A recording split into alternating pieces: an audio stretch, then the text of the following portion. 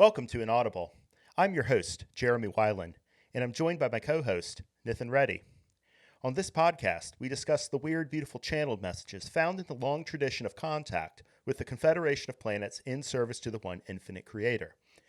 These messages articulate a philosophy of spiritual evolution, popularly known as the Law of One. Many of these messages are available to listen to on our sister podcast, Living, Love, and Light, available on all platforms. We seek to provide analysis and commentary on this philosophy described in these messages, identifying the common themes and grappling with the application of this information to our human lives. However, we are not counselors, gurus, or experts of any kind, so please evaluate our words in light of our shortcomings and use your own best judgment. Thanks for listening. And good afternoon or morning for you, Nithin. How's it going? Yeah, good morning. It's still morning over here. I'm doing well. How are you? I'm doing way better. I've had like a big sort of, like I was just telling you, sort of have been unwinding from completing two big goals that I've had over multiple years. One of them is the gathering of the Other Selves working group for the first time on its own terms, not in the context of a channeling session or any intensive or anything like that, but just to get together and get to know each other in person. That happened over a month ago. You were there, I believe. Mm-hmm. um, and that was awesome. I sort of lean really heavily on the remote tools that we have to build community, and that's always been the idea of the working group, is to find a way to sort of, you know, find those people who are willing to apply this philosophy to their lives and then share that with each other in a sort of open and vulnerable and helpful way. But it's complete. And of course, there's very few of those people that I can identify locally. So reaching out all over the internet has always been part of my Law of One seeking since I found the Law of One on the internet to begin with. Um, but now that we've gotten together in person, I feel like we've crossed another threshold. And I'm sort of like looking for what the next big thing is. I think probably the next big thing is us getting clear on a theme and a time for our sixth channeling intensive. The second thing is that the book that I've been working on the Richmond Circle's work is finally here. It's a hardback linen bound volume called How the Heart Cries Out. There is little in there that isn't published on the website, High Altitude Research Receiving Center. But one of the things I did focus on is writing extended introductions to each session. The idea being that it's kind of, you know, giving everybody the context of how the group is feeling, what was going on in my life, all these things at the time of the session, and how we were kind of approaching the whole thing. So I'm hoping that it gives people a kind of almost of a diary of the Richmond Meditation Circle. And maybe somebody who is interested in building their own circle can kind of see what we went through to a certain small degree. So those two things have been done, and now I'm just looking forward to the next thing. With regard to publishing, I have a feeling that at some point, Steve and I are going to get this academic journal over the line. There's a bunch of essays I pulled out of the book that weren't really appropriate for the book once I reflected on it because, you know, I'm serving as both instrument and commentator.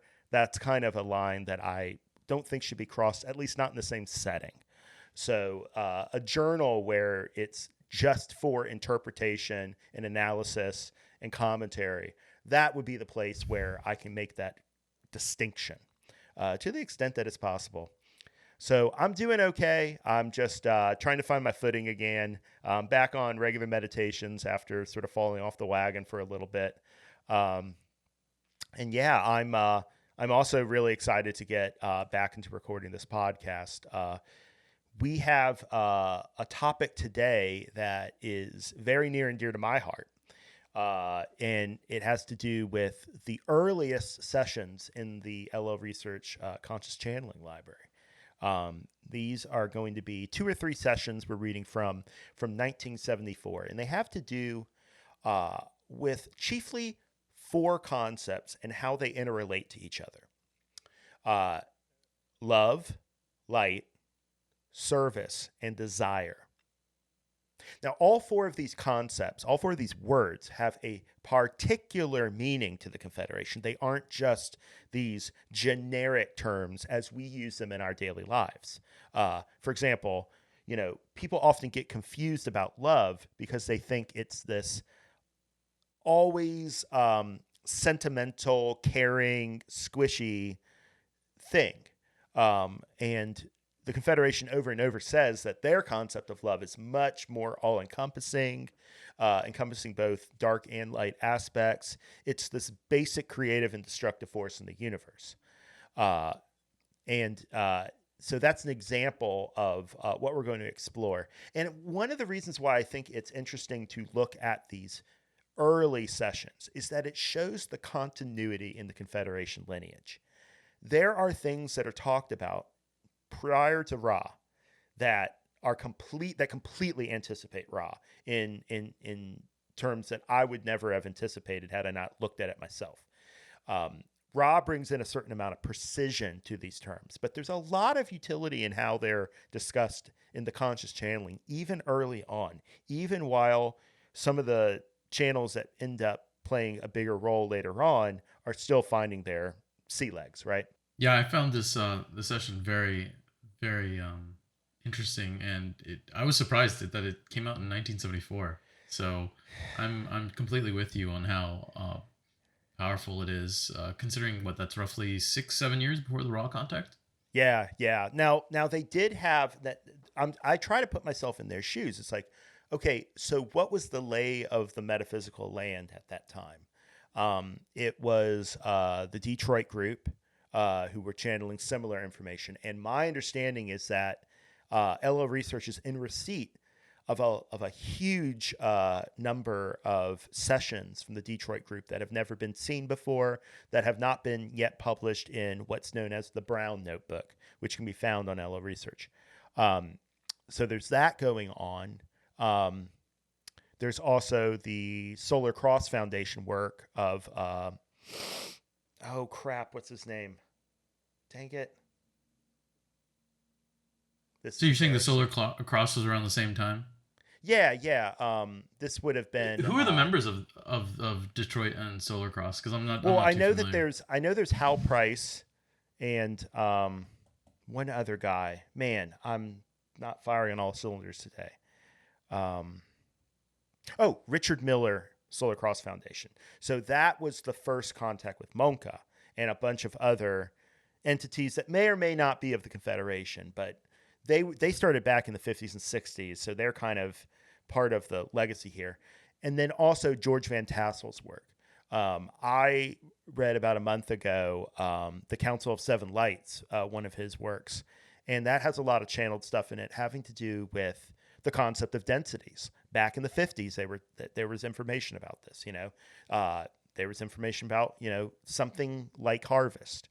So what I see in all of this is a continuity and a progression from cruder, more materialistic concepts related to UFOs. After all, UFOs being kind of the precipitating phenomenon of all of this inquiry. Over time, slowly getting refined, refined, refined. The emphasis goes away from the weird and wild and wonderful world of UFOs and the paranormal, and gets more and more into the spiritual application of this information to one's life, till you get to the raw contact, in which you know I think there's a definitive uh, uh, choice made that shows what transient information is, why to avoid it, and how to put the proper emphasis on it, so that the really important stuff, the stuff that's motivating the Confederation to be in contact with us in the first place, can really get through and can get the proper focus in our seeking. So Yeah, I'm not too familiar with a lot of the stuff before, like years before Raw. But I do remember reading when I first read the Law of One. There was I think earlier in the questions there's a little bit more, just a few random questions about UFOs and cattle stuff, and I like X-Files, and that's not. I found the Law of One material for spiritual like growth, but I also independently like UFO stuff. So it was randomly interesting. But I do think that it seems more transient for sure. Yeah. I mean, and there's nothing wrong with transient information. It's like that Ra quote, and it's really been my guiding star for many years now. This is a paraphrase, but they say it's not the specificity of the information that distracts, it's the emphasis placed on it. So when we're talking about UFOs, we're talking about the paranormal, and all of these wishes that we have to sort of understand in our own human third density terms what the hell is going on, like what's really going on. Like that is a proper focus. The idea is that it will lead us from a focus on things that ultimately we're never going to be able to get satisfaction on, right? I don't think I'm ever going to be able to get satisfaction on what the concept or the phenomena of UFOs actually are. For Wait, you don't instance, believe in disclosure, man? They say it's coming any day. It has been for the last ten and years. who exactly would be the ones doing the disclosing? Have they been trustworthy all the time? Like, I know, right? so the real disclosure is the disclosure of self to self that the Confederation has been bringing to us and has been part of guiding our evolution towards, it's like that old, spiritual saying, it's not the answers that really matter, it's the questions. And so you can see in the Confederation lineage of channeling, and even in human society in generally, a refining of how we ask these questions, what it is that is sort of like drawing our seeking along.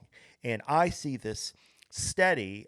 It's not without deviations, but it over the course of a long period of time, say 75,000 years, it there is definitely a telos, a kind of a goal, a kind of end point that precipitates out of that. And so what I'm really, and so it's interesting to look at these older sessions, especially when they are by the same group that ends up bringing in Ra, to see different ways of looking at this stuff. Ra brings in a lot of precision, but that precision is born of their immense remove from our illusion. And therefore, they make a lot of mistakes. They also say things in ways that don't really integrate with our illusion very well. We have a hard time as human beings interpreting it into our experience. This, to me, is the primary advantage of conscious channeling. They are two equal, in my view, ways of pursuing truth. One is simply getting a much, much higher, broader perspective that then takes a lot more work to integrate into daily life, but has a lot of precision to it. You can rely on it once you get the concepts. The other is the conscious channeling that's much more poetic. It isn't as precise. It's a little like fuzzier. It paints more impressionistically, right? But because of that, and because it comes through a channel who is a human being, that information can be grounded in ways that humans often can understand better and then apply to their lives better. So I think you need both. And I think it's interesting that you had these Confederation contacts up to the Ra contact, building up a sort of idea of this philosophy, but maybe something that was a little bit, too fuzzy, too indistinct. There wasn't the precision of terminology. Ra comes in and in 2 or 3 short years, basically, clarifies a lot of things. Yeah. Says, hey, don't go down this path, go down this path. This is what this term means. This is not what this term means. And then after that, with the advent of Kuo in 86, you have a contact who then once again can take that foundation of articulation that Ra has achieved and build more poetry, more applications to human life out of that. I hope that at some point, with enough work on this planet, we will get back to a time where we can have that more precise contact. And I hope also that we'll have sort of a good idea of it won't catch us off guard, hopefully, this time. You know what I mean? Like we'll sort of have a hopefully a small, maybe not small, group of people who have been studying this long enough that they can take advantage of the opportunity more proactively instead of the reactive way that the LO research group had to do it because they weren't anticipating it. You know, now we know it's possible. So everyone in the audience should take note. This is master level Jeremy Weiland stuff. He's manifesting trance channeling in the future of Confederation material. He's just putting the thought out there into the universe. Saturday, July 27th, 2024. A great day in humanity. No, no, I want people to understand this is the surrounding context for why I find value in these earlier sessions because they really give me, in some ways, once I've read Raw enough times, I like this stuff better. I totally agree. In fact, totally agree. There's an unknown who is channeling in so many of these early 70s sessions. I don't know if they're different people or the same person, but they nail it. They really nail it. And I hope that you, the listener, can appreciate this as we read through this stuff. So just a quick question. Are they unknown to like us, you and me, or like people have looked in, LL Research has looked in, and they're just on forever lost, whoever channeled it? So I'm really not the person to ask, but I will say I am highly doubtful that anybody who was involved in these early pre-Jim McCarty sessions is still with us. Like Carla's not with the organization. Definitely not with the organization. May not even be alive anymore. Gotcha. I mean, this is over 50 years. Well, yeah, slightly over 50 years ago, 1974. Yeah. So, and like, you know, Carla was in her 30s in the 70s, you know, like, yeah. So yeah, Don was in his 40s or 50s, you know. March of time. This is also why it's sort of, in studying this stuff, it's giving me ideas on how we can take better records of our work. This is why we make, you know, we try to make more information about the context of the sessions available, especially the recordings. I think the recordings are an important artifact. I just don't think it was practical in the 70s to maintain and archive recordings. They didn't have the internet, you know? In fact, they actually taped over a lot of sessions, right? They used the same tapes over and over again and kind of dumped them to text, you know, then use the tape over and dump it to text. It's just the way it was. It's I definitely think that if we have the actual audio, it definitely helps, you know, later on. Yeah. Well, the great thing about making the audio public is that, especially in tandem with the transcript, is that I feel that frees you to take a bigger editorial hand in the transcription. So in the LO research transcripts, every time an instrument is made to say, we correct this instrument, you know, they put the whole thing out there for completeness sake. We don't do that in our group. We amend that out and we just have the word that they wanted to say rather than the one they erroneously said. And then because we have the audio out there, hey, you know, you can go see what we did. Like there's no we're not modifying something in a way that completely loses the meaning because the meaning is always traceable back to the original artifact. It's transparent. Yeah. Yeah. Hopefully, but yet also very readable. Yeah. There might be some people who don't like that, but like, that's great. Like there can be different groups out there with different mindsets and different ideas of what working with integrity are. I mean, I think that's really what the Other Selves Working Group is trying to think freshly about this entire endeavor. Agreed.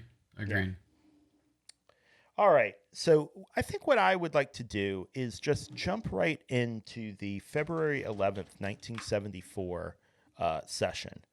I don't really have it printed out. I still have my big books of the 18-volume, 300 pages each, LO Research channeling archive. Wait, can you still get that book? Oh yeah, because yeah. I like just having something by my bedside to read. You know, that doesn't keep me up. It's a big investment if you want the whole thing. There's 18 volumes. Each of them are $30.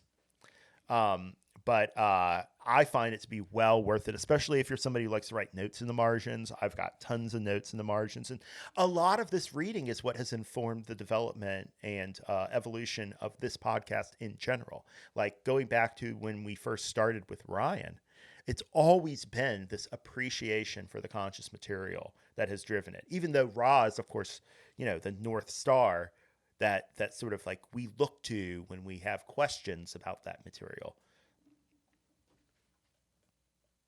Wait, are you saying 18 volumes of the size that you're holding? Yes. Oh my gosh, that's a lot. All right. Yeah. Yes. And it only goes up to 2006. So yours truly, if anybody wants it, I have a PDF that has everything up to Carla's last channeling in 2011, and I took it to FedEx, Kinko's, and had my own copy bound. So I wish they'd go ahead and start releasing stuff again, because I Please really don't. like it. A little, just saying, please don't sue us for copyright infringement or whatever for I'm not photo. selling it. I'm just kidding. I'm just kidding. I'm just kidding. I'm not selling that. Anyway, all right. Well, you want to jump into this February 11th session? Let's do it. All right. So, I am Hatonn. I am with this instrument. I greet you, my friends, in the love and light of our infinite creator. It is again a great privilege to be with you. This evening I would like to speak to you on the subject of light.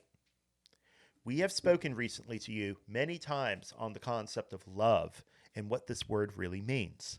Tonight, however, I would like to speak to you on the subject of light. We greet you each evening as we speak through this instrument in the love and in the light of our infinite creator. These are the ingredients that comprise all of the creation. All of the creation, my friends, is composed of love and light. We use these two words because they are the words that are closest in definition in your language to the concepts that we wish to communicate. However, they are unfortunately extremely lacking in depth of definition. I will attempt this evening to clarify to some extent the meanings of both these words. Love and light. As I have stated recently, love is the force that creates. Light is what it creates. I'm going to stop right there. This is very important. This is a very basic understanding of how to think of those two concepts in a Confederation context. Love creates, light is what it creates. Love is the force that that sort of is underlying the vibration that then brings light into manifestation. And light in different levels of condensation form our material reality and every other reality that could be.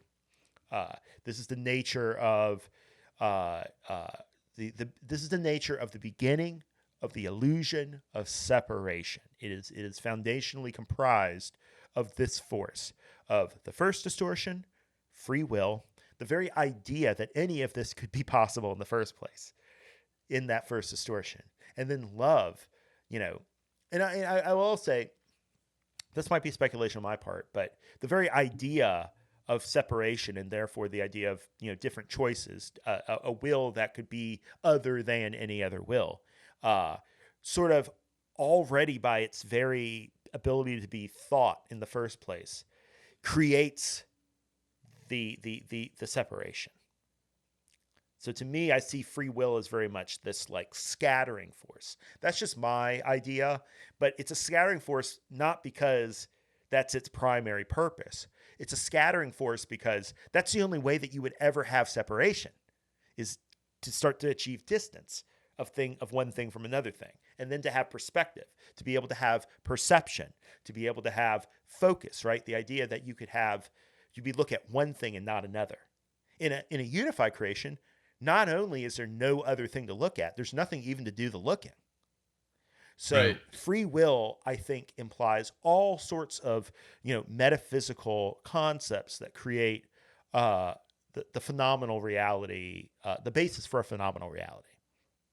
Yeah, there's and this is once again just my kind of thoughts on it, but I think there's some sort of relationship between, well, free will is fundamental, as you said, but there's some sort of relationship with the concept of free will and just all sorts of contrasts and polarity, right?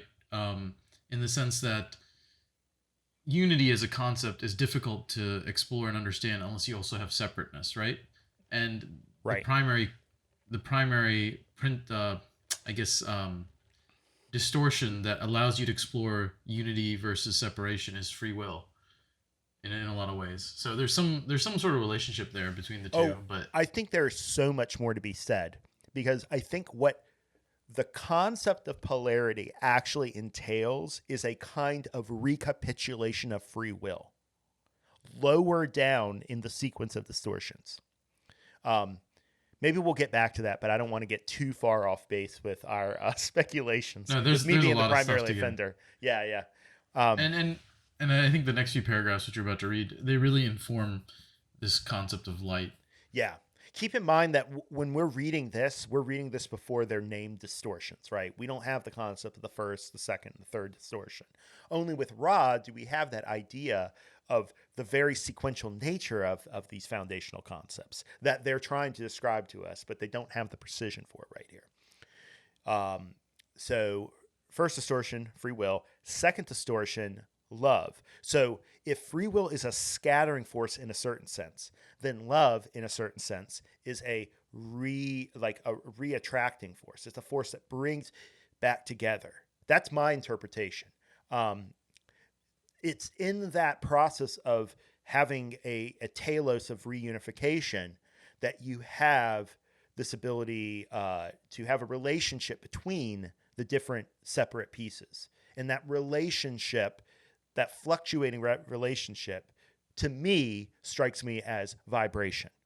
And that vibration is one in which everything is eventually, I don't care how long of a distance of time in cosmic terms we're talking about, eventually all will be reunited. Love is that force that reunites, and we realize it in our lives in sort of symbolic, representational ways in which we remind each other within this illusion, several layers down from these more um, these distortions that are much more refined and much more primal. That's the word I was looking for. We understand love in our lives as ways of behaving that either reflect the underlying nature of that unity or reflect the underlying desire to not have that unity, right? And I think hopefully most of the listeners have some sort of background in a lot of these concepts, but in the rare case someone's still trying to figure out what does the Confederation mean by love. It's a very broadly encompassing term, um, but maybe just a quick version is, if in the Confederation material, if you read how they describe the energy centers, that's like a maybe a quick and dirty version of some of the primary forms of love that we interact with on a daily basis. Certainly, it's more. Yeah, I think it's more expansive than the quick and dirty version of the energy rays. But that might help people understand it's not just romantic love. It's not just self love. It's just there's a lot of breadth to that concept. Absolutely. And even Ra and Don stumble over this. Are we talking about love as a cosmic force? Are we talking about the vibration of love, a fourth density? Are we talking about the love energy center, right? Like, Right. what do you mean by love in that context? This is all confusion that long study allows you to participate in and pull yourself out of the same way that Don and Carla and Jim did. They went through these questionings too. It's not always clear to them at any given point. And so like in following their trail through the transcripts, I find that I get to in a certain small way participate in that adventure of figuring out what all this means, you Right. know? And as we'll get on and as we'll discuss in these particular channeling, meditation is really key to helping you understand and personally experiencing a lot of the different forms of love, because you can't really fully understand it intellectually. For example, like a deep in my personal journey, I found that a deep peace actually turns to ecstasy, and it's all a form of love. It's all a form of love. And now, if you specifically look for the word peace in terms of definitions of energy centers, you might not find it directly. It might be somewhere, but it's a lot of the stuff you have to experience and engage with these concepts directly, and have meditations on them, because whatever we try to experience, whether it's spiritual or just physical reality, it's colored by our lens, right? And meditation allows you to kind of, um, first of all, kind of see underneath the lens a little bit, and then eventually, once you engage with these concepts more, transform that lens and make it permanently clear instead of just temporarily clear when you're meditating. And you can see kind of to the core of things, both inside meditation and outside meditation. Yep. I'm thinking of a particular passage we'll get to that makes this Wonderful. very, very plain. And then also what service is, right? How does that love become kinetic instead of just potential, right? Absolutely. Okay, so the third distortion is light. Light has a lot of different sort of representational. It does a lot of heavy lifting. So it can mean wisdom. It can mean manifestation. It can mean that which love creates. So like the product of the vibration of love, like what issues from that. Um, It also, I feel like, might be also useful to, at least it was for me, to think of it like it's more than just all perception, but it is all perception as mhm. well. So, and when I say all perception, and they kind of hint to this, that includes perception of things that are not necessarily physical, like a dream reality. Like when you're dreaming, the dream world is actually, I fits clearly, in my opinion, under the definition of light. Yeah, absolutely. It's there's a raw thing where they talk about here. Let me find. Yeah, it's 70 session 78, question 9. Um, Now we have the first, second, and third distortions of free will, love, and light.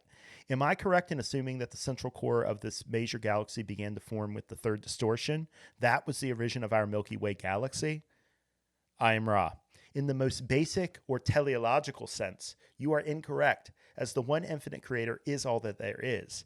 In an undistorted seed form, you are correct in seeing the first manifestation visible to the eye of the body complex, which you inhabit, as the third distortion, light, or to use a technical term, limitless light. I was really all building up to that limitless light because that is the principle that allows for perception across many different spectra of consciousness, right? Absolutely. And frankly, to be, at least in my experience, these concepts are related to infinities. And I don't think we can fully understand them, or at least the mind can fully understand them, but it's still useful to kind of discuss these concepts, because the mind informs the intent that you set during meditation to explore these more deeply. Mm-hmm. Yep. All right. Let's, after long last, get back to the thing, the actual reading. All right. Love and light. As I have stated recently, love is the force that creates. Light is what it creates. My friends, the creator is love. You are love. You are part of the creator. Therefore, you are love. But your love is expressed through the manifestation of light. Light is the substance out of which the creation is formed. The creator's love causes vibrations. This is what is meant when the term vibration is used. It is a condition of love. These vibrations are the building energies that compose all of the creation in its entire infinite and boundless sense. These vibrations produce a manifestation that you have come to know as the visible creation. The visible creation and many, many invisible creations, invisible to you at this time, however, not inaccessible. So, right there, Hatonn backs up Nithin. This is, Ra seemed to answer Don's question in that last section with the physical eye of the body complex, because I get the sense that Ra is constantly trying to meet Don where he's at as a sort of, materialist scientist and then draw him out of that, right? But in this Absolutely. in this session with Hatonn, they're saying, hey, there's lots of illusions. There's lots of levels of manifestation. In other words, there are lots of levels of the distortion of condensation of this light into denser and denser forms. And so we want to be clear, Hatonn is saying, in my view, that love is the underlying templating force, right? Love is love is in a way like we say that the creator and the creation is love, but in that sense we mean it's kind of like the the blueprint. Don't confuse Right. that with the archetypes. I mean blueprint in a very very basic, you know, first grade sense. Um, and then light is kind of like the result, the product of this underlying vibration working with the free will of the creator to know itself. Okay, Right. so out of this idea that separation could be possible for the exploration and better understanding of the self, and this telos of unity that will constantly be working upon these separate parts to bring them back together and to create opportunities for the expression of the underlying nature of that creator. Out of that sort of those two distortions in working together, you have this product, you have this light that then sort of based on free will and based on love goes out and condenses as it will in a kind of almost in some ways mechanistic deterministic way, right?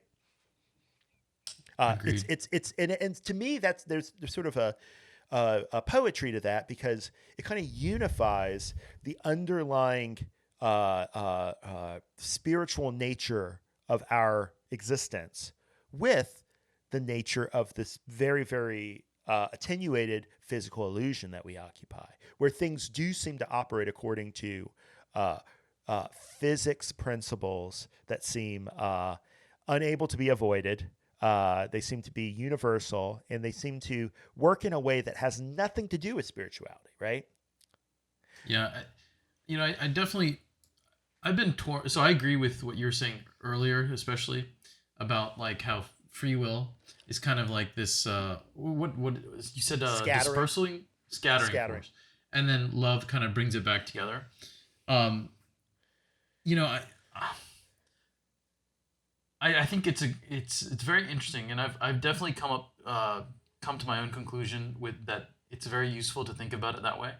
Uh, and just this is just my musings, but sometimes I wonder, like, there's infinite creations, and maybe there's creations where free will was explored, and there's not much exploration to be had unless right after free will, the second distortion would be love because there's nothing to bring it back together, right?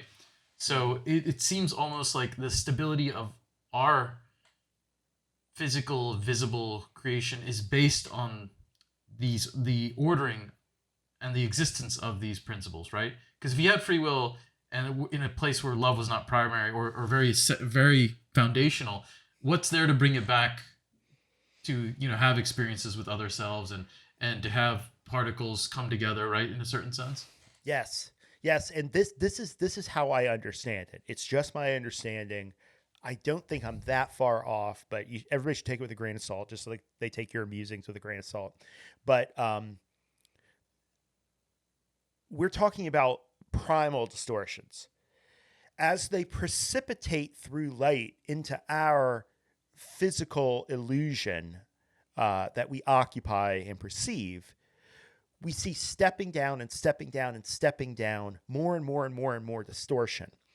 The idea being that these are all sort of forms of light and love that have sort of, but they're kind of like skewed, right? They're kind of like uh, focused in one way and not another. They're expressing some aspects but not others, or they're expressing them in this kind of like weird or distorted, to use the same word, manner. The idea being that like gravity, I don't know if it's Ra or other Confederation sources, but they talk about gravity as a kind of distortion of love. Why? Because it pulls things back, right? It pulls things together. It doesn't push them apart. It pulls them together.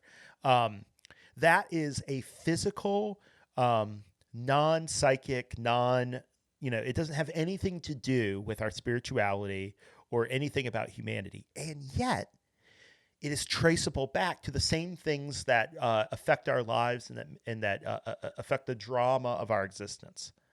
That's what I find so fascinating is that this if everything is consciousness and the creator, then at every level we have always have some place where there's a thread we can pull on. And as we pull on that thread through our meditative work, in our work in self-inquiry, we can achieve less and less. We can follow that thread through the trail of distortions that it precipitated across, and pull it back until we get to the more primal distortion of love and light. And so that unifies our illusion with where we're headed. So to me, that is the genius of Ra's concept of finding love within the moment. The love within the moment is the thread that connects this back to the intelligent infinity that templated everything, right? The intelligent infinity that is the overarching reality that our intelligent energy is just the mere episodic kinetic version of, right? Yeah, I don't know if Raw comes out and says it like you just said it, but No, they don't. interesting in that I've come to the same conclusion that in a lot of ways, finding love in the moment is kind of tracing that path back to the intelligent infinity that not only created this but is still present Is in still what's happening. exactly is still present, is still a formulating force at work in our lives and in everything that we see that we consider not to be our lives, to consider outside of ourselves. It's still got love in it too. We've got love in ourselves too. And it's just a matter of where is our attention at the moment? Where is our focus at the moment? You know, that's a wonderful thing about focus is that it brings some things out into incredible detail, but it can only do that by obscuring everything else. And that to me is the fundamental connection between all of the mentions of focus in the law of one or in the raw contact and free will. Focus and free will to me are very much like almost identical concepts. Right. And it might be useful to at least describe how I came to this conclusion. Go I for it. think a lot of times when we were talking, and at least I think we're both very mind oriented, although we definitely also utilize things other than the mind, right? Because the mind is just, as Ross says, a tool that can be used. It's not the um, there's many other, like, accessing through meditation. It's not the conscious mind, right? So the way I discovered upon this concept that really that thread between love in the present moment and intelligent infinity is I've noticed that in my practice, when you have some deep meditations, you can feel that tangible energy, very primal energy, that can only be described as intelligent infinity, right?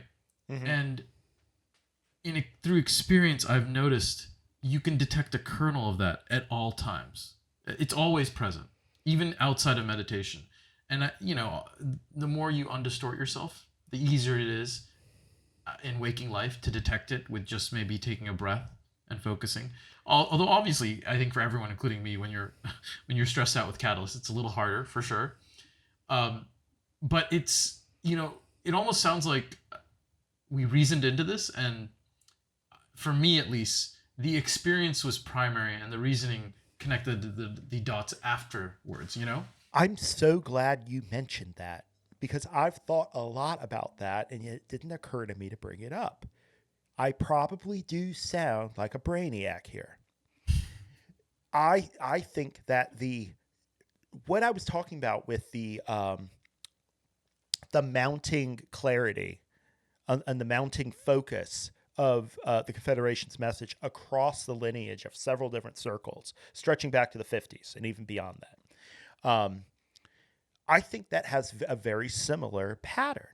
So you see, like for example, in the 70s, this focus on less distinct, less articulate ways of thinking about this stuff in a more emotive approach that creates the environment in which then with your heart pointed in the right direction, your mind can bring in clarity.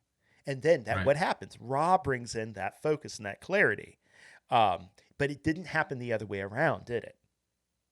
It didn't happen that we intellectually conceived of this stuff and then felt. No, we felt first and then we thought. And this is an interesting dilemma because there are a lot of people I feel like I've met who are very curious at the mind level, and they're very curious, and they might even be, in their own words, open to spirituality, but engaging with the other parts of our being, and I guess as a society, I think a lot of societies on Earth, we're very, very mind primary, and there is discussion of the heart, but the idea of experiencing through the heart, experiencing, uh, things through meditation, where you're not really using the conscious mind.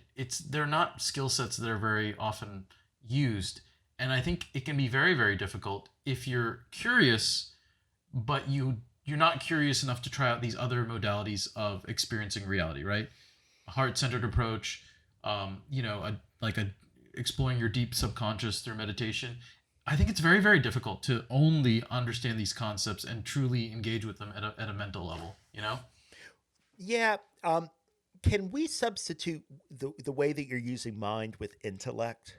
Yes. Because there's actually some passages in later Kuos where they mention that the heart is actually a mind concept in a lot of ways. In other words, the mind is much vaster than just our intellect, but we think of it as more the intellect because that's the part of the mind that the ego has direct access to, right? Absolutely. And the idea, I think this often it's a question of like, what does the word mind refer to? And I think you're absolutely right, because even in Confederation, I think in Confederation channelings, they refer to, I think, the cosmic mind, right? And the Yep. archetypal mind. And though the word mind in those contexts is very vastly different than the way I just use the word mind. So very important point that I really do mean the intellect. I mean Yeah. the lay version of how people use the word mind, which is really is the intellect. And I Yeah. think moving forward, it's much more clean to just refer to it as intellect. Otherwise, we'll start confusing terminology here. And it's just because people have different constructions of how these things fit together. Like I've sort of am working on the theory right now that pretty much what we consider mind is the basis for kind of everything, Mm-hmm. and that you know for example, the spirit complex is kind of like a highly refined portion of mind that's focused on intelligent infinity. And what we consider the body complex is this kind of like condensed form of mind that's focused on the nature of the illusion once it is at that level of condensation and denseness, where, like mind, in my mind, I can think anytime, anywhere, anything I want. But I have to think in terms of concepts. I have to think in terms of limited ideas, right? This idea is not this idea. They connect, but they're not the same. In the spirit, they're much more about principles, right? Overarching broad principles that are harder to put limits on. And when we get down to body and the material illusion, we're talking about the most limited. They're so limited that they Right. actually like knock into each other, right? They have like when they meet, they actually create a kind of like explosive force, and like there's this tangibility to it that doesn't obtain in the area of thought. So the idea is that uh, if we think of mind as kind of like the common substance, I think it's easier to think about how the complexes work within the mind body spirit complex to give you both that illusion of limitation and substance that makes choices matter, right? I can only do one thing and not the other, and those have consequences that then precipitate the future choices I have because those limitations are very, very built in. And then in the spirit complex, we have that ineffable unity that can sort of like take the mess of this clanging, illusion of completely condensed mind, and sort of revitalize it and redeem it in the all-encompassing love of the Creator. Yeah, no, I agree. I mean, once again, archetypal mind. Yet when you break it down, there's the body, archetypes, the mind archetypes, and the spirit archetypes. And I've actually gone on record on a forum before, like 5 years ago. I think it was maybe more than 5 years ago, 6 or 7, where I posted basically a very similar statement that kind of like a very primal aspect of the Creator is this cosmic mind, and it's not at all what we mean by the lay mind. So I think, switching terminologies to intellect, what I was referring to is very much a good way to think about it. And yeah, it's not the lay mind, but there's a connection. There's a thread that connects what we consider mind, even intellect, to that broader cosmic mind, the broader archetypal mind. Like all these things are connected because everything is one. But Right. the specific way in which these distortions have precipitated into our specific awareness at this point in time, at this point in space, have consequences to them. And so those consequences sort of delineate what the path back to the Creator is. Absolutely. All right, let's see if we can get back on So track here. let's going back on track. Let me ask you a question about this last quote. And Yeah. so these vibrations produce a manifestation that you have come to know as the visible creation, and many, many invisible creations, invisible to you at this time, however, not inaccessible. That can refer to so many things. Is there any more guidance on what they mean by that in any of the channelings, Well, are we just speculating? well, we would always be speculating here. Like I said, I don't think there's anybody who can speak to this actual session who was involved in it, who's still available to us. So we're all speculating. We're all sort of like doing the best we can to reconstitute the intention based on the information we have. That said, one way to interpret it would be, well, they're talking about all the densities, right? All the densities that are invisible to us. Another way to look at it is they're just talking about the vast remainder when we have this attenuated, focused, narrow band of consciousness that we occupy in third density. Right. Like, set aside the concept of densities at all. There's just a vast amount of the Creator that we're just not paying attention to, period. Even in third density. Even in third density. And then there's the issues of scale, Even at right? fourth density. Yeah. Like, I think this is happening as long as you have separation from the Creator. You are experiencing a kind of focus and therefore a kind of weeding out of the parts of the Creator you don't want to look at. Right. So there's kind of like invisible creations based on density. There's invisible creations within third density based on distance, like if something's Sure. like a billion light years away. Yeah. Then there's also invisible creations based on scale, like although we're getting better at 100 years, couple hundred years ago, we couldn't see a cell. Now we can see cells. I think, maybe we still can't see, but can detect subatomic particles. So there's a scale issue, right? But then I was also wondering, do you think it probably also means our perceptual bubble, right? Like here's a wall. I visibly can't see what's on the other side of that wall. It's not inaccessible, but it's like, it's a more of the distance issue a little bit, but on a smaller scale. So like, I agree with you completely. I think we are extrapolating a little bit from what Hatonn says, but I share your desire to extrapolate. And then how about time? Like I don't have direct, like my past maybe is not, you could say is invisible, not invisible, but someone else's past or what happened 1,000 years ago on some, on the nearby plot of land. I don't know. Just it's interesting because it feels like there's a lot of invisible, potentially invisible creations. Absolutely. I mean, like, look at somebody who goes to a therapist and processes their childhood. They are making accessible in a way, not they're not going back in time, literally, right, but they're making accessible a past experience. Right. Like, there's lots of different ways to interpret this. All right. Okay. I'm going to continue. Yeah, let's go on. These vibrations, okay, so the vibrations produce a manifestation. The vibration is love. Light is the product. light creates all of these creations, visible and invisible. These vibrations produce the basic particle that you understand as a particle of light. This particle is associated with these vibrations, and therefore it manifests as a function of the rate of these vibrations and produces the creation in which you and all of your fellow beings experience that which you desire. Since both you and the Creator are one, both you and I and all of the creation is a product of love. This love is a concept creating a real force, which is interpreted as a vibration. This vibration is measurable and occurs in different intensities. The intensities are a function of the intensities of love that generate the vibration. It is possible for the parts of the Creator who act through the free will of their own to generate these vibrations using their love, and so producing the particles known to you as light. Okay, just to take stock here.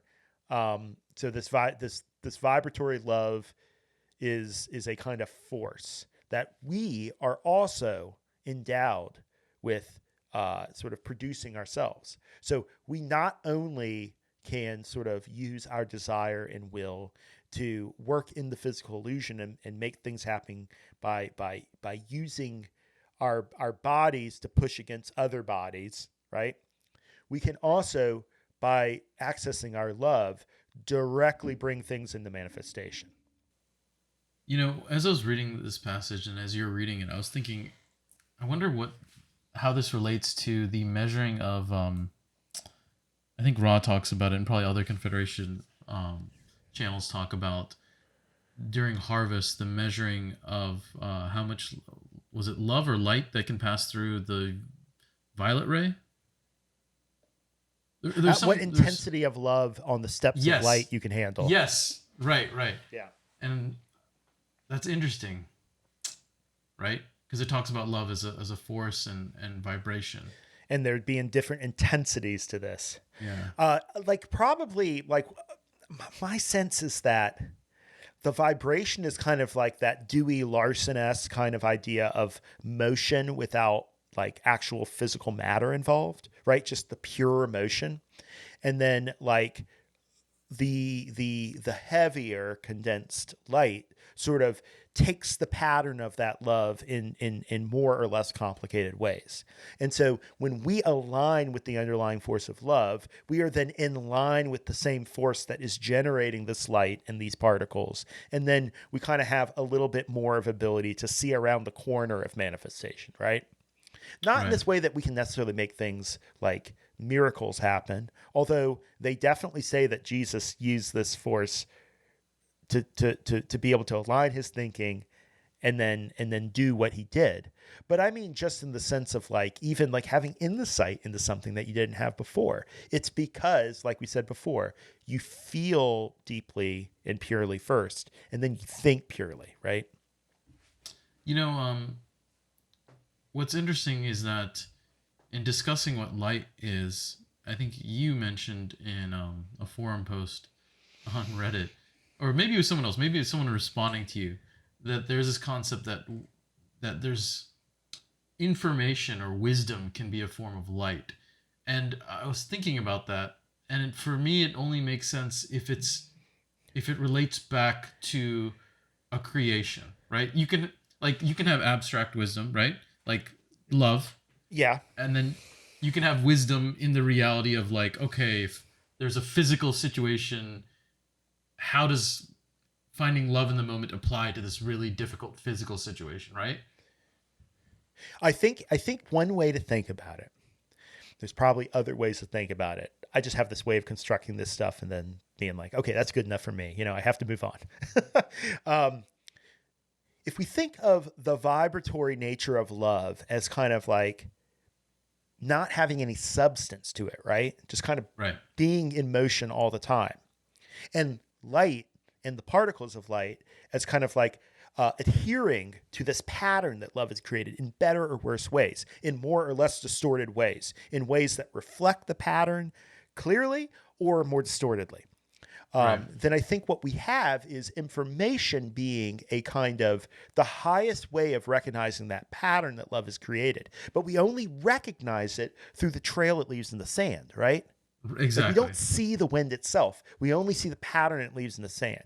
And it is, I believe, in part, the introduction of the spirit complex in third density that creates that ability for reflection that can start to see these patterns and think and act upon them consciously. So evolution can be thought of as this way in which light sort of successively conforms to more and more complicated interpretations of that vibration coming in, right? But it's not something that's done in a self-aware manner. It's a result of the vibration, right? It's a result of the vibration and the light that it creates and the consequences of that light, working with other particles of light and what have you. At a certain point, we become capable, and I think Ra even says, like, second density entities become capable of generating love themselves. And what that means, in a way, the way that I interpret it, is that they see into the patterns in a way that they're not just formed by the patterns, but now they can work with the patterns themselves. It is that turn in third density where the spirit complex is brought in. And you can think of mind and body as occupying this feedback loop, right? The body brings in senses, the mind processes them and acts, and then that creates a new condition where information will come in, and then you're acting. With the spirit complex, you have this other loop going on alongside the mind-body feedback loop, and that's the loop, I think, where these higher principles come in, right? Principles of justice, principles of all sorts of abstract principles. Freedom, right? Freedom doesn't really have like something that you can like nail down. It's a very, very free, a very wide ranging, and it means a lot of things in a lot of different contexts. We bring that in as we see the patterns that are occurring in the illusion and start to think about what our desires are, now knowing that pattern exists and not simply being subject to it all the time. We become co-creators in a very, very real way when we are able to see these patterns of illusion and then act from that point of view of seeing them from a distance. And from like a 40,000 foot view, you can see a lot more than you can when you're right in the middle of it and you're constantly dealing with all these things happening to you, right? So the spirit complex is what gives us that ability to work with the reality that we're in without only being able to think about things that happen to us, but think about in a more broad manner, right? Yeah, it's fascinating how Ra talks about this, that everything's kind of like a microcosm. I think they use the word microcosm of the creator, like the original logos, right, and then the sub logi, including like I think galaxies, stars, and then planets, and then us as, and then second density life, third density life. So what's interesting is that a lot of these concepts, they are a type of they're all contrasts and polarities in their own sense, right? Freedom, right? Justice, and it's like in an interesting way they all are like permutations of exploring something and its opposite, Yeah, yeah. The idea being that at a certain point, what you are do excuse me, what you are doing with the self-consciousness and this ability to see the patterns and start to take a position to those patterns that aren't just a reaction, right? But they're a response. They're an intelligent response rather than an unintelligent sort of like knee-jerk reaction. Right. That's the difference between a third density and a second density. You start to become a co-creator who is not just being acted on by evolution, but can start to participate in evolution and see your desires, these more ephemeral desires, realized in that denser illusion. And the condition of late industrial Earth that we find ourselves in is one example of the power and danger of that, right? We can see the underlying patterns of matter and DNA and all this stuff. And now we have the ability to manipulate it as the creator did. But we don't have the creator's full understanding. So we very much blunder a lot when we do this.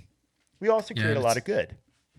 and all these like concepts are like fractals within fractals, right? So the idea is that, obviously, in a certain sense, third density is about making those choices, but because of free will and the various polarity, the contrast of various concepts, sometimes some people, they use that to decide that they don't have the power to make any of these decisions, but that in and of itself is a decision. So it's almost like, the more I look at this stuff, the more it's like infinities within infinities, and it's actually hard to wrap your head around that. Even when people feel that they're powerless, or not feel, they truly believe they're powerless, that is also a choice that they've made. It's not, and that they're utilizing power to make that choice. Yes. Now, I will say that they may not understand their own power.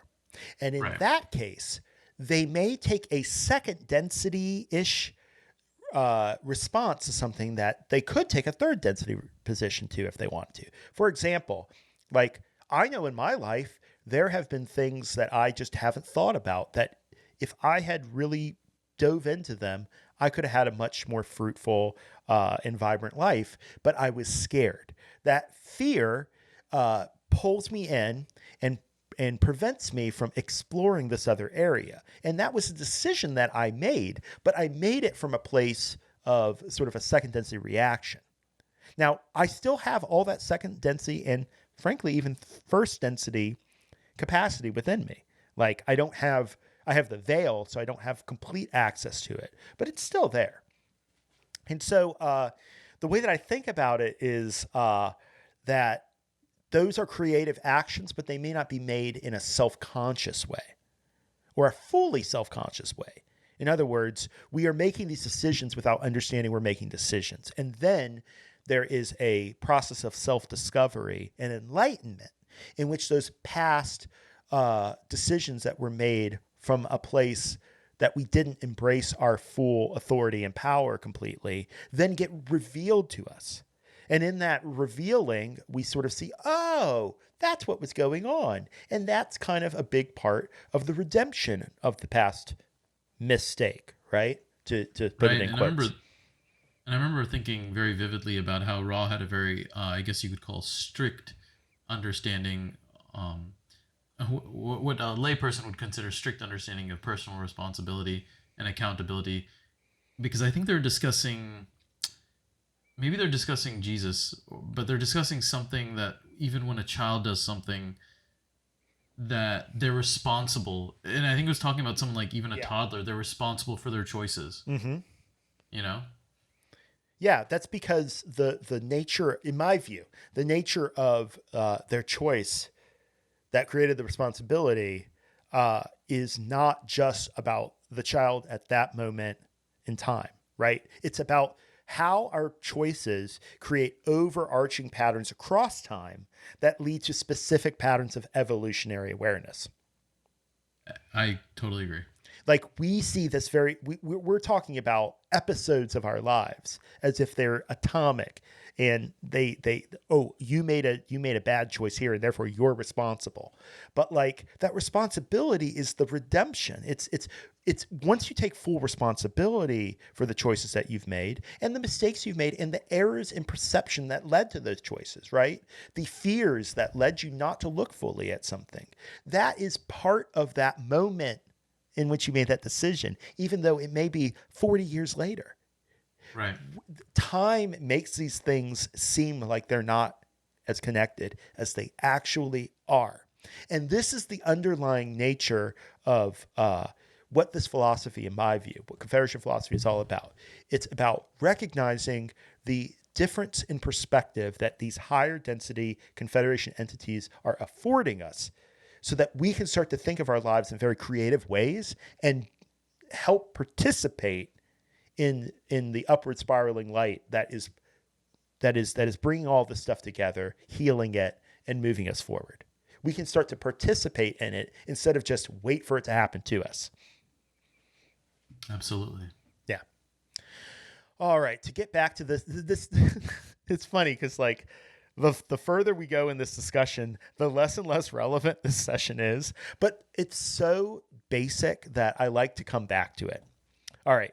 So we're talking about the particles and the way in which love impresses them with a certain character, a certain position, a certain velocity, all sorts of qualities.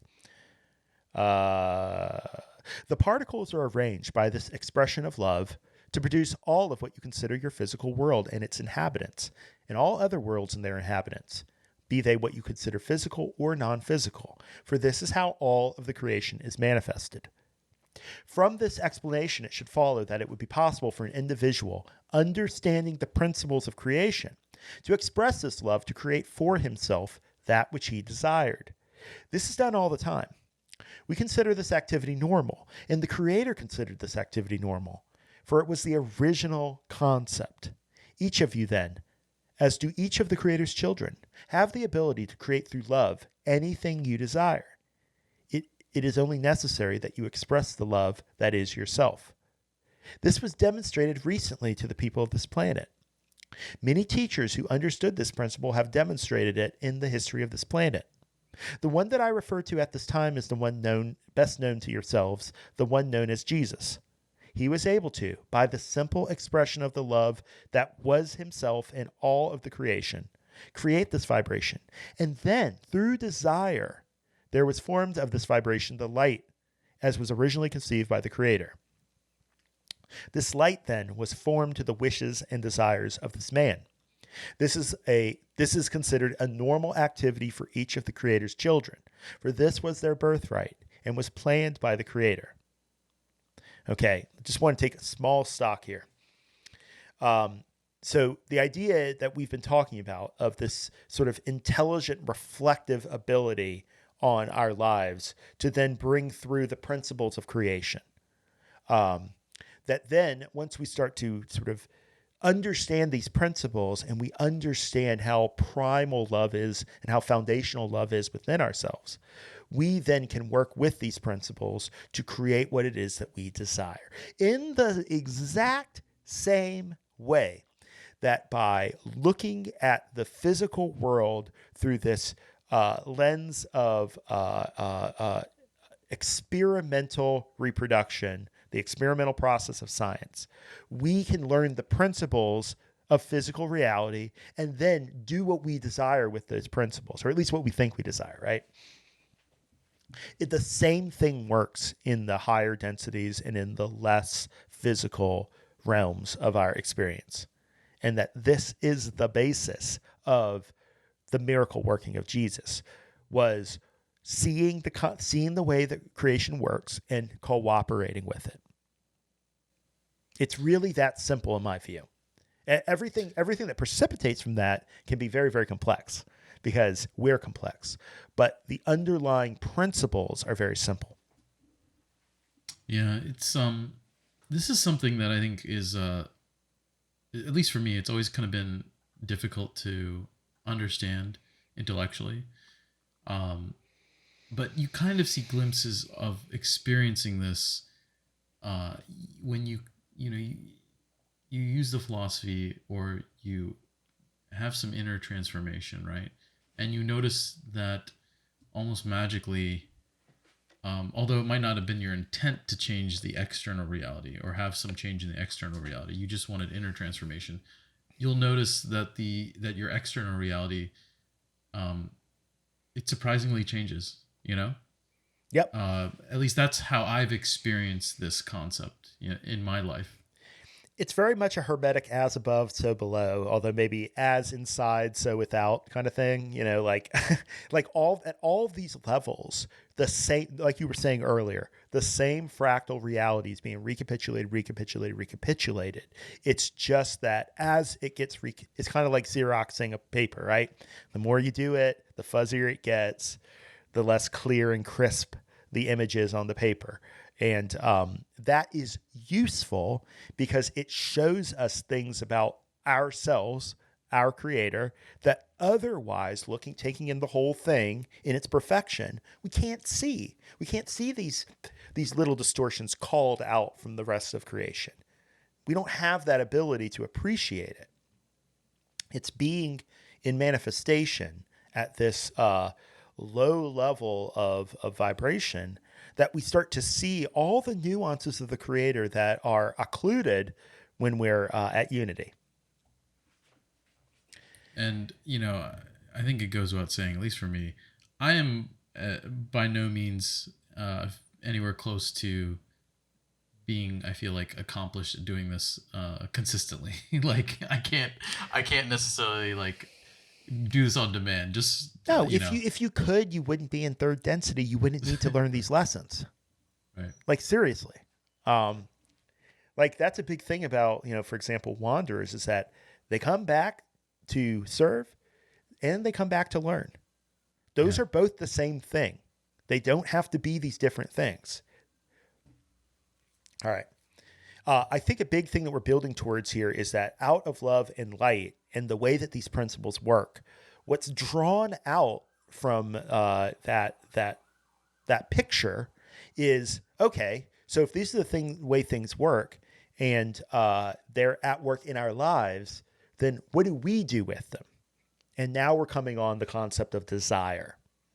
Desire being this extremely foundational force in the creation and in our lives. So here we go with Hatonn. So they were saying like Jesus was able to see the underlying principles of creation and then create the vibrational force that could bring light into manifestation according to his desire. And then this light then was formed to the wishes and desires of this man. This is considered a normal activity for each of the Creator's children, for this was their birthright, as was planned by the Creator. If desire is to be intelligently employed, so right there, if desire is not going to be simply reacting to things, but instead be a creative act upon the creation and not just always reacting to the creation, assaulting you with different stimuli. If desire is to be intelligently employed, it is necessary to employ it through the principle of love. For this is the generative force which produces the vibration, condensing, you might say, out of space the particle known to you as light. All of your material is composed of this single basic particle. If any desire is to be fulfilled, then one should act to do this using the creative force, love. It is possible to return things considered to be lacking in perfection to their original perfection through this principle. This is how the healing that was evidenced by the man known as Jesus was accomplished. This is how all healing of a spiritual nature is accomplished. This is, in fact, how all healing is accomplished, although your science is not at this time aware of this. So here we have this idea sort of backing up what I was saying earlier about love being the kind of this uniting, reconstituting force, because it has this sort of telos in it, this directionality back to the center of infinity. It has within it kind of like the template for how to heal things, how to reunite a seemingly broken creation. And it is desire that sort of pushes us along our evolutionary path, Ra later explains. But by aligning our desire with more and more refined versions of love that through self-inquiry we find within ourselves, through meditation we discover that we are we have. That is how we can align our desire with the principles of creation. It is through that alignment that we sort of evolve out of lower catalytic experiences to higher catalytic experiences. And all I mean by lower and higher is there are lessons that need to happen before other lessons. I don't know what those are. They're probably individual for everybody, but it is through finding our love and aligning our desire with that love that then we start to see the possibility of higher expressions of love, higher expressions of desire coupled with that love, and therefore ways in which we can serve in the physical illusion that better and better, with more fidelity, express that love. And that this is such a powerful force that can even manifest in the miraculous, even though I'm not suggesting that any of us will be able to go out and do that immediately. Hitting back to the... Oh, you got something to say? No, I was going to say very true, but also I think it's useful to mention that desire, as it's used here, is a little bit different than maybe the lay understanding of it. Do you want to kind of talk about that a little bit more, or? Well, I'm not sure I would totally agree with you on that. I think it's, well, I understand what you're saying. I'm not trying to be... Well, no, let me explain what I guess what I mean. I think a lay version of desire often means your conscious desire. And at least my understanding, desire is much more than just the surface level. It's really all of the things underneath the so-called iceberg that effectively give rise to what we're talking about here as a desire. This is what we're going to get into in the next reading. A more clear understanding of what desire is and therefore how it relates to all this stuff. So I think if we can just get through this, then we can move on to the next one, and hopefully we can get out of here before it's nighttime. Sounds good. We find it more logical to arrive directly at the result desired rather than to achieve this state through intermediate actions such as are performed on your planet. These intermediate actions are performed due to a lack of understanding of the use of the creative force.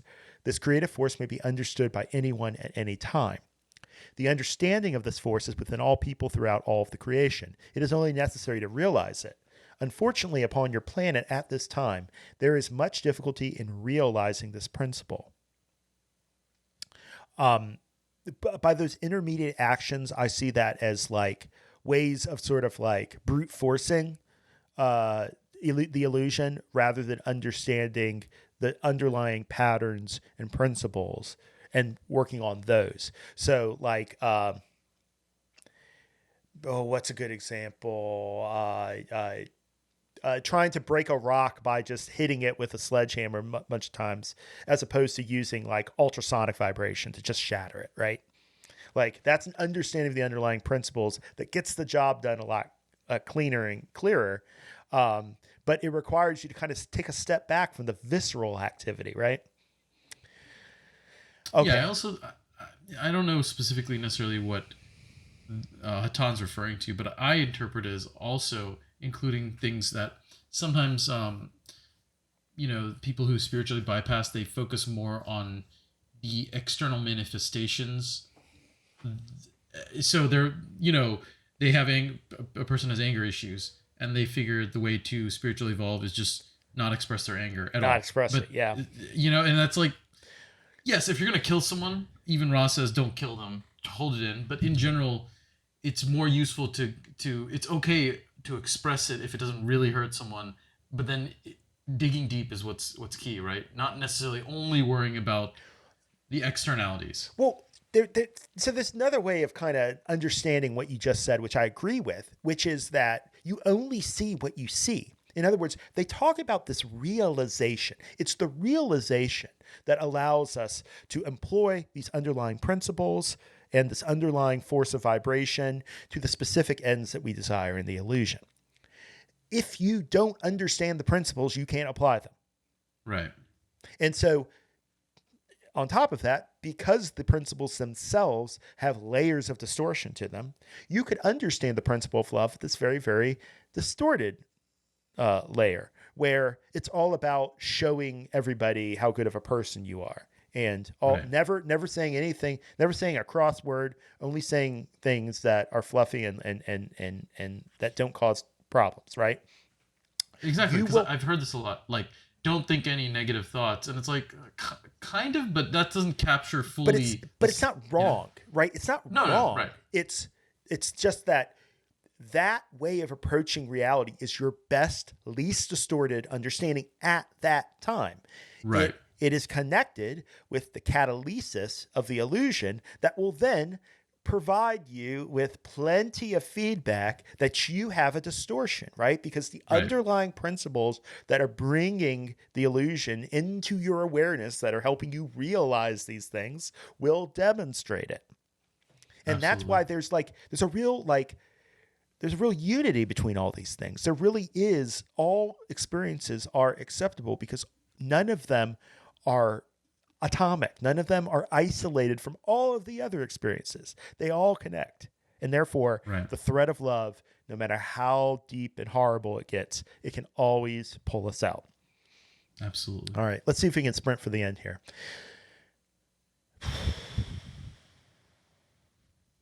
The conditions that have manifested through long periods of time have focused the attention of the preponderance of your people on other concepts. The concept of which we speak of is not an intellectual nature. Therefore, it is necessary to become aware of it in a sense that is not intellectual.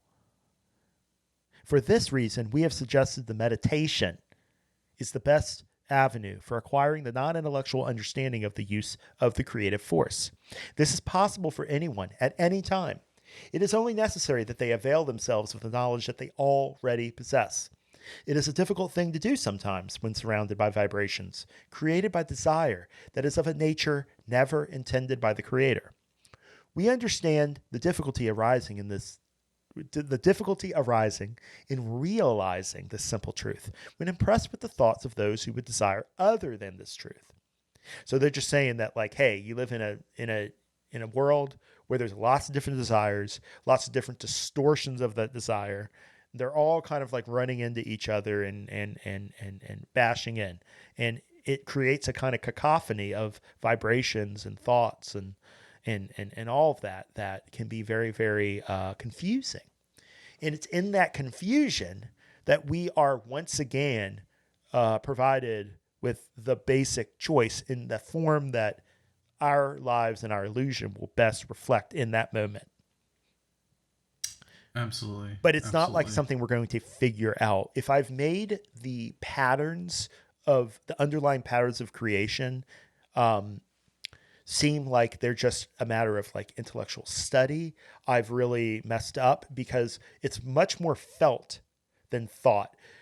I find that what happens a lot of times is that I come up with concepts that help me reach back to that feeling that was the real revolution. And then over time, I come to substitute the concept for the feeling because I just lose touch with the feeling. Right. Meditation is the thing that can keep that feeling fresh within you. The downside for somebody who does like to work in concepts a lot is that it may lead to a efflorescence of different concepts that seem to conflict with each other, but all arise from this feeling, that all arise from this place of recognizing the underlying principles of love. And we, I think, in a lot of ways, need to be okay with that. We need to be okay with having lots of different maps that all describe the underlying territory, but don't necessarily line up with each other. And so we use, this is what I feel like a big skill that we're learning in third density is how to hold these maps very loosely and to realize our own desire at less and less distorted levels, so that we can choose a map without having to like cling to one out of fear or cling to another out of fear, right? You Absolutely. see this. You see this in conversation around the Confederation philosophy all the time, because people have arguments about interpretation instead of understanding that all interpretations at a certain level are valid, and that it's really more a matter of what are you looking for. That's going to determine the interpretive lens that meets your purpose the best. Absolutely. I was thinking, have we done, or has there been any sessions on like meditation, specifically meditation as described in the Confederation philosophy? Because there's so many different types of meditation You may that. recall an episode we did on contemplation that dealt a lot with meditation as well. Right, right. No, for sure, for sure. It was No, the because I last was just episode. thinking, because no, no, no, no, for sure. But no, because the reason I'm thinking about this is that there's many types of meditation, and some types I mean, I think all types are very helpful, but there's some types that are not as useful as others for the specific things that the Confederation talks about when it says, meditating to understand this and gain a non-intellectual understanding. So anyway, maybe that's just my musing on derailing us again on a future potential topic. But It's okay. It's something that's. Please. I was just saying it's something that might be worth exploring, just because there's so many different. It's another word it does refer to something, but it's also, it refers to a lot of different things in lay use, right? I think what we need to see our goal as, and these episodes talking about these readings is, there's lots of different interpretations. There's lots of different ways to construe it. We just need to be clear in we're talking about it from this angle. When I say these things, I'm talking about it from this angle, and it's angle ultimately whose vantage point only I occupy at the end of the day. If I am able to communicate with some fidelity to you, it's because maybe we're standing at the same position relative to the concept, but it doesn't make the concept that. It just means we share a position. Right.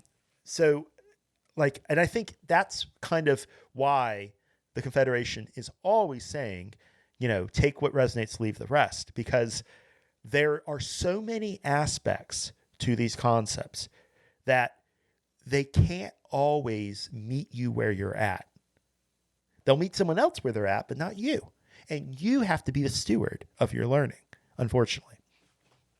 I mean, I guess the reason I just mentioned it is not only that meditation's coming up a lot as a term, but, in my profession, I deal with people who sometimes, a small minority, I would say, or a minority doing criminal defense, they actually are interested in real change. And they'll ask me, hey, what do you do? And they'll sometimes ask me a lot of questions about what I do in terms of my evolution. And I'll be like, meditation. And sometimes a lot of more than one person has been like, I don't know what meditation is at all. Is it what is it?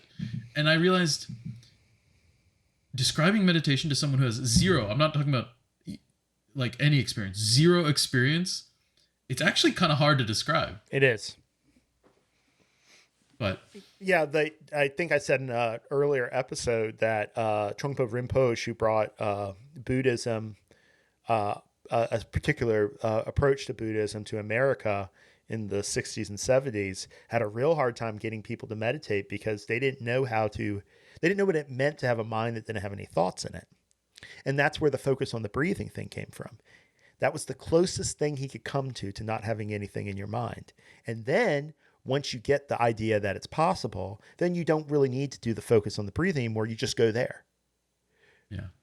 Yeah. But it's an experiential thing. And like they're about to say in the wrap up of the session, it's not intellectual. So they're talking about, the conditions, let's see. So we're talking about understanding this force in creation and realizing it. It is possible for anyone at any time to realize this. It is only necessary that they avail themselves of the knowledge they already possess. It is a difficult thing to do sometimes when surrounded by vibrations created by desire that is of a nature never intended by the Creator. And that never intended by the Creator thing, I think that just means we're going into novel areas of the Creator's nature that other octaves, other galaxies and planets didn't explore. That's fine. That's kind of what's expected, but it wasn't intended that way. We're putting the pieces together differently. We're seeing parts of the Creator in ourselves by doing so, but that doesn't mean that that's the underlying pattern that will bring people together or that bring the creation together. It's interesting when you read that line. I guess I'm still kind of thinking about my personal experience and struggles with, the other day, an inmate asked me, what is meditation? And I was thinking how to describe it to him. And I realized, I think a lot of people, even if they have experience with meditation, would have trouble meditating in prison and jail with all the surrounding things going on, right? So I was just reading this. It's a difficult thing to do sometimes when surrounded by vibrations created by desire that is of a nature never intended by the Creator. Anyway, sorry. Yeah, it's a good point. Luckily, in the last episode, we talked about some other tools that are Right. possible. All right. We understand the difficulty arising in realizing this simple truth when impressed with the thoughts of those who would desire other than this truth. However, it is quite possible to insulate one's consciousness from these infringements of thought and realize the truth of one's origin. The one known to you as Jesus was able to do this. Do not believe that this man was unique in his ability. He was demonstrating to you that this was possible. He was demonstrating that each of the Father's children could do the same thing that he did. It is only necessary that you meditate to realize this. And then it is only necessary that you demonstrate your knowledge of it through your thoughts and actions. I think that's incredibly crucial. Yeah. We can't have this, we can't think one thing and do another thing without creating a dissonance within ourselves. Like, it's to me, and I think Rob backs this up, it's much more honest to be where you are. And if you feel truly like hating someone, that you recognize that within yourself, and if you hold yourself back from acting on it completely, you at least recognize your true desire. Instead of saying, no, I'm a good person, I don't actually think that way. That creates the repression that we've talked about before, that then leads to these tangles and knots in the energy system that then have to be worked with. The starting point is meditation. The starting point is a stilled mind that can sort of let truth come into your awareness instead of you going out and looking for it all the time. The illusion is for looking for the love in the moment. Meditation is for letting the love be, I think. And so you start with this baseline of meditative inquiry into yourself. You realize your nature as love and grounded in these underlying principles that govern everything else. And then you practice and you give yourself the assurance that this is true by applying it to your life and using the feedback of this denser illusion to show you what's true and what's not. Yeah, it's so important to apply it to your life. And there's many stages of this, right? Obviously, a lot of times people come upon spiritual evolution from a desire to heal, and so you'll apply it in areas where you think you could benefit from healing. And then you'll start to notice a momentum and want to choose love in the moment more and more, and you'll apply it in areas that aren't necessarily related to healing, but that you could apply it in, right? Like being friendly to someone who's having a bad day, right?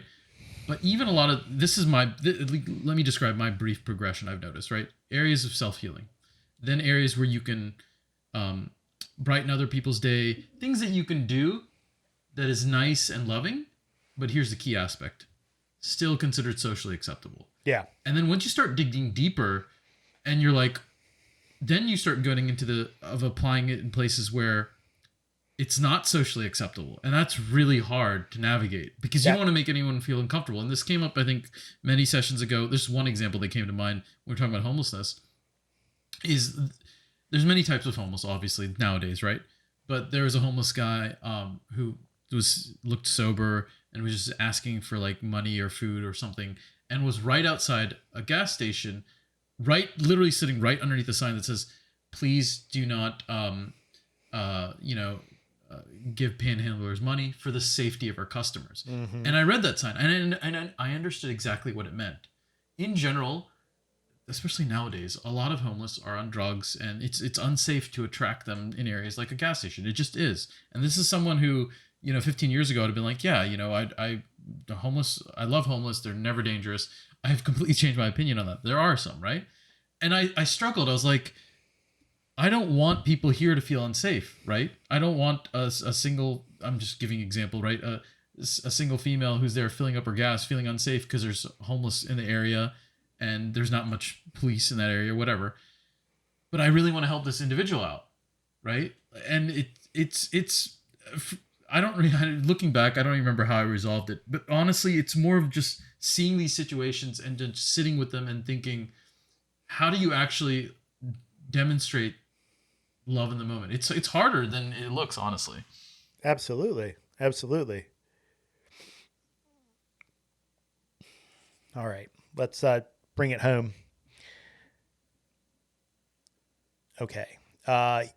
Do not believe, okay, the one known as Jesus was able to do this, to insulate his consciousness from these infringements of thought and realize the truth of one's origin. Do not believe this man was unique. He was demonstrating to you that this was possible. He was demonstrating that each of the Father's children could do this, the same thing that he did. It is only necessary that you meditate to realize this, and then it is only necessary that you demonstrate your knowledge of it through your thoughts and actions. You then, as did he, will be able to blah. You then, as did he, will be able to use that force that is yours to use. Love. This is the word, my friends, love. But it is not understood. Love. It means all that you think it means, but it means so much more. Learn what it means and you shall be free. All right, we're at like 140 right now, so maybe we will take the next episode to talk about the other session. I think it's a great idea. Yeah, but where we're going is, okay, so we explored light, we've explored love, both in their kind of like concrete manifestations, and they're more sort of like the principled ideal kind of ideas where they're less distorted. And so we have this idea of light and love. How are we going to apply them? There's more to be said than what just was said here. It's not just about, because like I feel like if you just take Jesus as the example, it's like it's like teaching a first grader 1 + 1 and then saying, if you keep at this, you can be a theoretical physicist like Albert Einstein. And it's like, well, there's a large gap there. What's involved in that gap? And I want to talk next time about desire and service and how they relate to love and light. Wish we could have done it this session, but we just got too much to say, Nithin. Yeah, I know. I feel there's like a lot of interesting tidbits because when you're talking about material that's so basic, it really interacts with all of that, what we've done and experienced and evolved with, right? So yeah, I think it was an interesting discussion. I look forward to the second podcast on this topic. Right on. Well, then I will see you then. And readers, listeners, you can go and to firstdistortion.press if you're interested in the new book on the Richmond work. And in the meantime, we'll see you next time. Stay in the love and light.